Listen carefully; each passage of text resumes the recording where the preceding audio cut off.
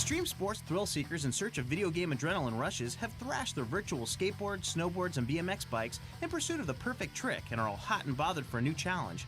Activision, always willing to oblige, dumped a little cool water on them.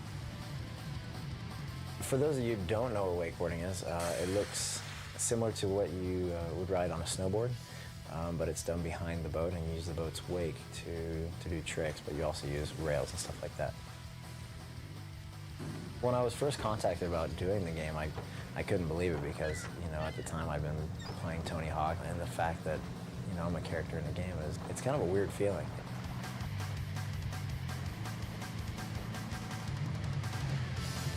If you want to make a kick-ass extreme sports game, you've got to get the top pros involved early in the game's development. They're very good at wanting the athletes' input because they know we're the ones who are doing it every day, and we'll give them the correct interpretation for what the sport is.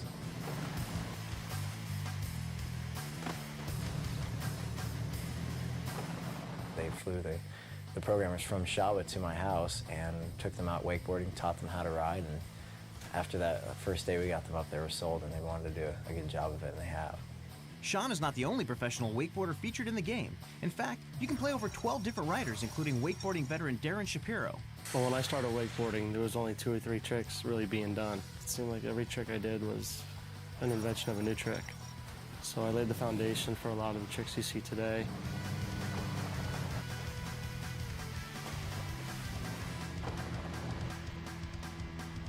We got every wakeboarding trick in the world. Something I think is really cool is that stuff that we've actually made up, now the wakeboarders are trying to copy. You see it in the game and it's like, hey, we could probably do something different than we have. We've kind of poached some tricks that they've invented on there, and we're helping each other out. You know a game is going to rock when the pros go nuts playing it for the first time. The acceleration and the pop off the wake and everything it's been just right on the mark, and it's actually kind of weird when you step away from the game. You feel like you've been riding because it gives you that feeling of flow and what wakeboarding is. I watched Shaun play the game, and I was shocked. I couldn't believe how real the water looked. I mean, this just blows everything away that I've seen. You can just go really big and, do combinations of different tricks. You can let go of the handle and go slide rails and slide on the boats, which is, crazy because we can't do that on the water. For me, I had the most fun just playing with the wake, but when it really came together was when we just decided to let the guys let go of the rope and go off on the side.